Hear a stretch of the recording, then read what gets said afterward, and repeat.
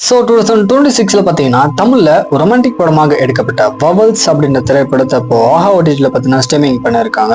ஆக்சுவலா ஒரு படம் பார்க்கலாம் அப்படின்னு சொல்லிட்டு போனாக்கா படத்துக்குள்ள பார்த்தீங்கன்னா கிட்டத்தட்ட 5 லவ் ஸ்டோரிஸை வச்சிருக்காங்க. அதுல ஃபர்ஸ்ட் வந்து லவ் ஃபிலிம் மூலமா ஒரு நபர் தற்கொலை பண்ணிக்கலாம் அப்படின்னு சொல்லிட்டு போகும்போது திடீர்னு அவங்க முன்னாடி பார்த்தீங்கன்னா கடவுள் வந்துட்டு அவரோட லைஃப்ல நடந்த ஒரு சில சம்பவம் சொல்ல ஆரம்பிப்பாரு.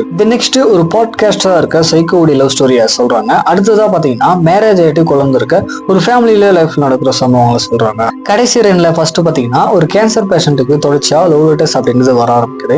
ஃபைனலா பாத்தீங்கன்னா ஒரு கேங்ஸ்டருடைய லவ் ஸ்டோரியா சொல்றாங்க. ஸோ இந்த 5 லவ் ஸ்டோரிலுமே என்னமான சம்பவம் நடக்குது அப்படின்னு இந்த படம் ஃபுல்லாமே பாத்தீங்கன்னா இருக்கு. ஆக்சுவலா இவங்க எதுக்கு ஒரு படத்துல 5 கதையை வச்சிருக்காங்க அப்படின்னு சுத்தமா புரியல.